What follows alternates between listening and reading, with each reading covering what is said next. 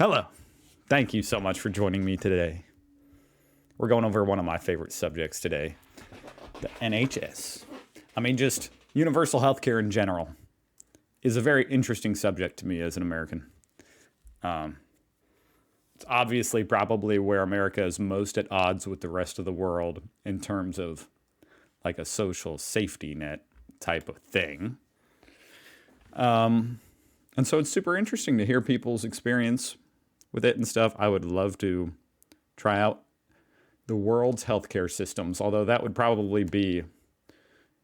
have bad implications for my health if I was having to go to the doctor in every single country. But anyway, my NHS experience, and it's not what you think, by Hip Over 50. Check out her channel. Link down below.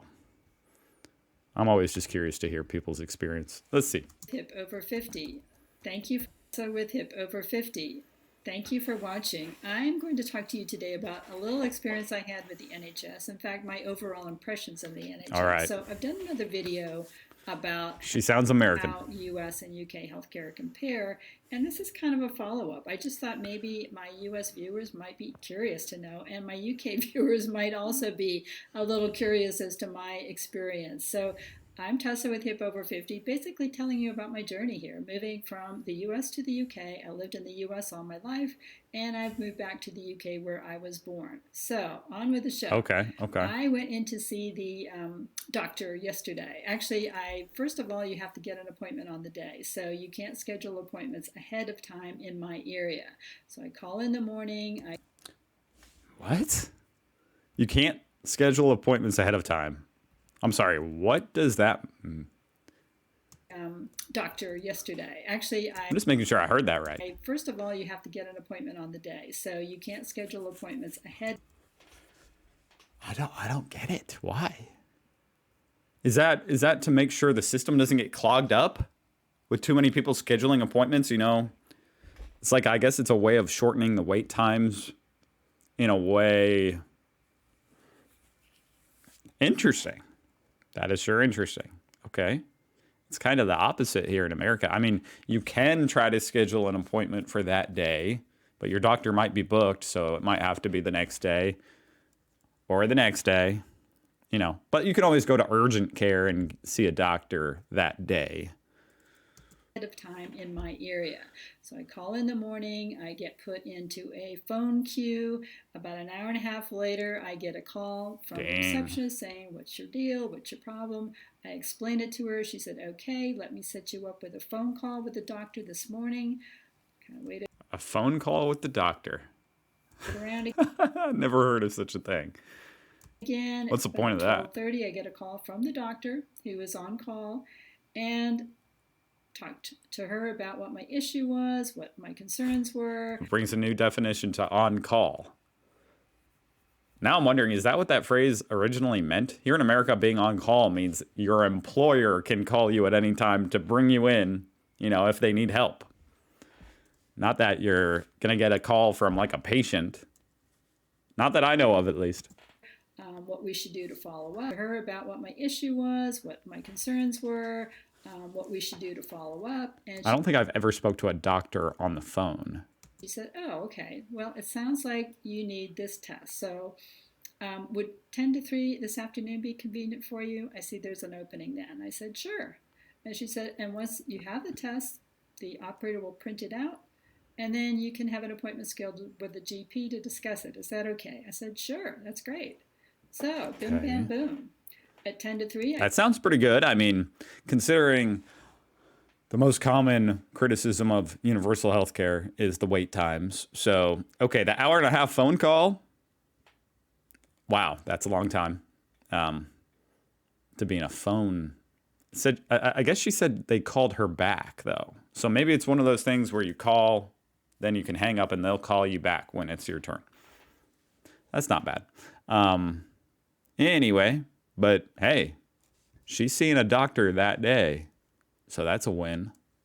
I go in for my appointment, didn't have to wait but more than a couple of minutes. I get my name called in, I go in for the test, she prints off the result, I walk 25 feet to the next area, sit and wait for my name to be called for the GP. He calls me in. We chat about the results. Oh, look at that. I was really thinking, but what about after the test? They said you're going to have to wait for the general practitioner to look over the results and then you can talk with him. Who knows when that would be? But it's right then. Okay, that's great. That sounds awesome. That's less waiting than here in America. We talk about different concerns, my general issue, and some other things, and his comments, my comments, his thoughts, my thoughts. And he said, well, I'm not an expert. This looks okay, but I'm going to have somebody else who's more of an expert in this take a look at it. Okay, once again, very interesting situation. Let's see how long it takes for the expert to take a look at it. Since you're due for this other, test, we can go ahead and set that up. And you are already scheduled in for this and that, so, we'll follow up with you after that. So I was out of there by 3:30, or 3:30, as they say here. And I had a great peace of mind. It does sound fancier. 3:30. I like that. Because I had been seen by a doctor. Yes. I'd been listened to. I'd been heard. And there was steps moving forward that would help take care of me and, follow up on my issue. So obviously it wasn't life-threatening. Otherwise I wouldn't be here talking to you. But I just wanted you to know, especially if you live in the U.S., how differently healthcare works here. I mean, if in the U.S. that would never happen. You would make an appointment with your doctor, you would discuss it with him, and then he might refer you to a specialist to have a test done, at which point you'd have to wait for that. And I was going to say, it does sound like, hearing this, it's like it looked a little more efficient than the typical type of process here in America. It kind of makes sense that the doctor calls you, says, okay, let's order a test, then I'll talk to you after the test. Here in America, you schedule an appointment with the doctor. You go in, you talk, he says, okay, let's get you a test. And then I'll have the nurse call you with the results after the test. Or something like that, or we'll schedule a follow-up.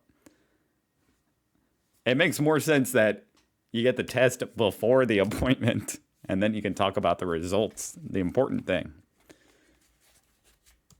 And be, anxious about it while you did. And then once you got that appointment, you'd probably have to make another appointment or go back to your original doctor to get the results of that test. And that could take weeks. Whereas here, boom, boom, boom. I was in and out in a matter of, an hour. And it's all been taken care of.